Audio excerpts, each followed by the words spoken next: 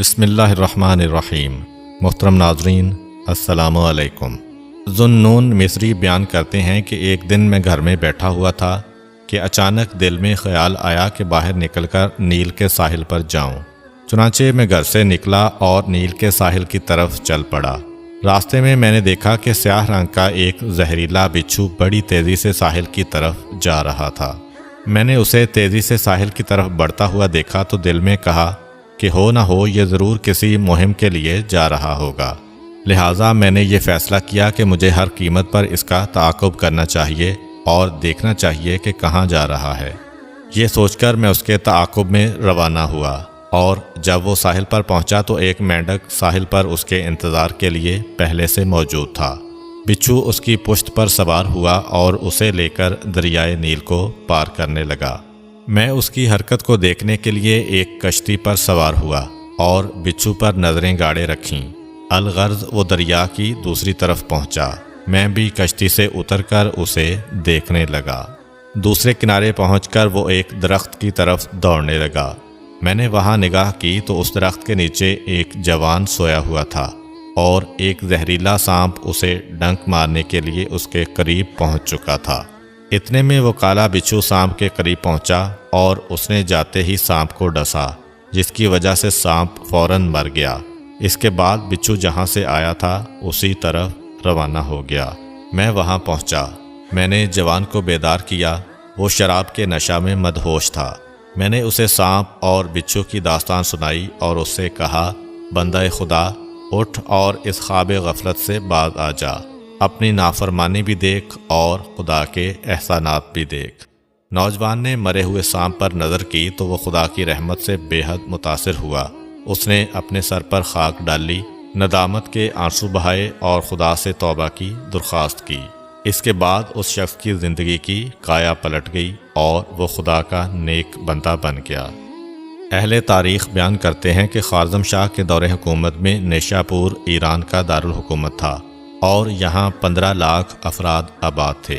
شہر کی جغرافیائی اہمیت کی وجہ سے دور دراز سے اہل فن و اہل حرفت وہاں آ کر آباد ہو گئے تھے۔ محمد بن زکریہ رازی جو کہ اس زمانہ کے مشہور طبیب تھے، وہ بھی نیشا پور میں آ کر آباد ہو گئے تھے اور انہوں نے یہاں اپنا مدرسہ اور مکتب قائم کر لیا تھا۔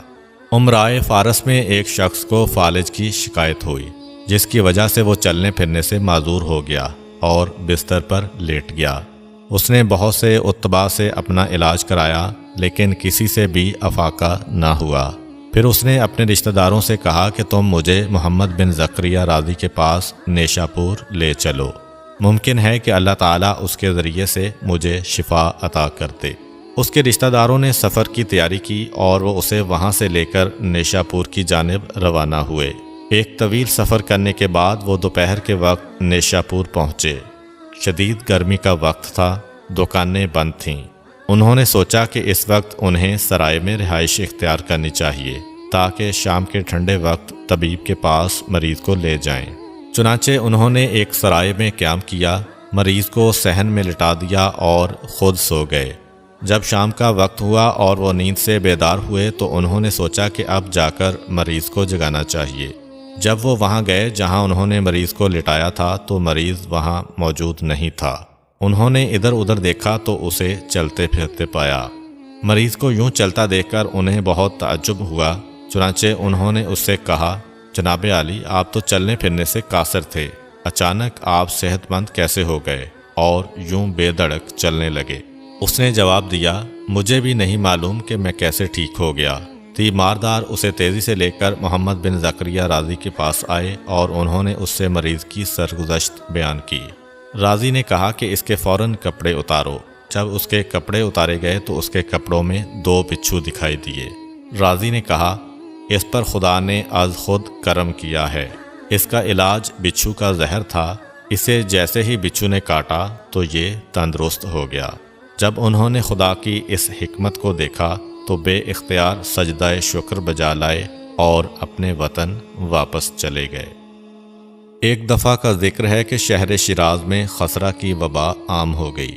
شہر میں ایک حاذق طبیب رہتا تھا جس کے پاس لوگ دور دراز سے دوا لینے آتے تھے۔ اسی طبیب کا اپنا بیٹا بیمار ہوا۔ طبیب نے بڑی توجہ سے اس کا معائنہ کیا اور اس نے ملیریا کی ادویات استعمال کرائیں، جبکہ حقیقت میں اسے ملیریا نہیں تھا بلکہ وہ خسرہ میں مبتلا تھا۔ چند روز بعد وہ بچہ اللہ کو پیارا ہو گیا۔ اس واقعہ سے ہمیں یہ سبق ملتا ہے کہ ہمیں یہ جاننا چاہیے کہ طبیب اور دوائی کی حیثیت وسائل سے زیادہ نہیں ہے۔ جب تک خدا نہ چاہے نہ طبیب فائدہ دے سکتا ہے اور نہ ہی دوائی مفید ثابت ہو سکتی ہے۔ عقیدہ توحید کا یہ تقاضا ہے کہ انسان یہ اعتقاد رکھے کہ تمام تاثیرات خدا کے اختیار میں ہیں اور باقی سب وسائل ہی ہیں۔ ایک دن اللہ تعالیٰ نے حضرت موسیٰ علیہ السلام کو وحی فرمائی کہ آج میں تمہیں ایک نشانی دکھانا چاہتا ہوں جو تمہارے لیے عبرت اور نعمت کا سامان فراہم کرے گی۔ تم فلاں گاؤں جاؤ، وہاں تمہیں 4 اشخاص ملیں گے، ان سے گفتگو کرنا، ان سے ان کی حاجت پوچھنا اور ان سے ان کے پیشے اور ان کا کاروبار پوچھنا۔ الغرض فرمان خداوندی کے تحت موسیٰ علیہ السلام گاؤں میں تشریف لے گئے۔ انہیں وہاں وہ 4 افراد دکھائی دیے۔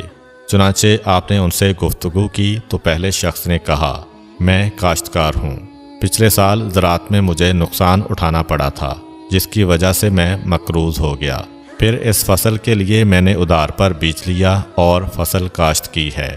آپ سے درخواست ہے کہ آپ خدا سے سوال کریں کہ وہ بارش نازل فرمائے تاکہ ہماری فصلیں بہتر ہوں اور ہم خسارہ سے بچ جائیں۔ حضرت موسیٰ علیہ السلام نے دوسرے شخص سے گفتگو کی تو اس نے کہا، میں کمہار ہوں، مٹی کے برتن بناتا ہوں، دور دراز سے مٹی لاتا ہوں، پھر اسے بھگو کر اس سے گارا بناتا ہوں، بعد میں اس گیلی مٹی سے برتن بنا کر دھوپ میں رکھتا ہوں اور ان کے خشک ہونے کے بعد انہیں پکا کر فروخت کرتا ہوں۔ آپ سے میری یہ درخواست ہے کہ آپ اللہ سے دعا مانگیں کہ وہ بارش نہ برسائے، ورنہ میری ساری محنت اکارت ہو جائے گی اور مجھے خسارہ اٹھانا پڑے گا۔ حضرت موسیٰ علیہ السلام نے تیسرے شخص سے گفتگو کی تو اس نے کہا، میں کھیت کا مزدور ہوں، نالیاں بناتا ہوں، اگر آندھی آ جائے تو مجھے نالیاں بنانے میں آسانی ہو جاتی ہے، ورنہ میرا کام مشکل ہو جاتا ہے۔ آپ سے درخواست ہے کہ آپ اللہ تعالیٰ سے دعا کریں کہ وہ تیز آندھی بھیجے تاکہ میرے لیے سہولت پیدا ہو جائے۔ حضرت موسیٰ علیہ السلام نے چوتھے شخص سے گفتگو کی تو اس نے کہا، میں باغبان ہوں، میرے باغ میں بہت سے پھلدار درخت موجود ہیں، پھل پکنے کے قریب ہیں، لیکن مجھے اندیشہ ہے کہ کہیں آندھی نہ آ جائے۔ اگر آندھی آ گئی تو میرے باغ کے پھلوں کو شدید نقصان ہوگا اور میں خسارہ کا شکار ہو جاؤں گا۔ آپ سے میری درخواست ہے کہ آپ اللہ سے دعا مانگیں کہ وہ ہمیں آندھی سے محفوظ رکھے۔ جب موسیٰ علیہ السلام نے ان لوگوں سے گفتگو کی اور سب کی جداگانہ خواہشات سنی تو انہوں نے آسمان کی طرف منہ کر کے کہا، پروردگار، تو ہی کائنات کا مدبر ہے، تو ہی بہتر جانتا ہے کہ بندوں کی تدبیر کیسے کرنی چاہیے۔ امید کرتا ہوں کہ آپ کو آج کی ویڈیو اچھی لگی ہوگی۔ اگر آپ کو ہماری ویڈیو اچھی لگی ہے تو ویڈیو کو لائک کریں اور مزید اس طرح کی ویڈیوز دیکھنے کے لیے ہمارا چینل سبسکرائب کر لیں۔ ملتے ہیں نیکسٹ ویڈیو میں، اجازت دیجیے، اللہ حافظ۔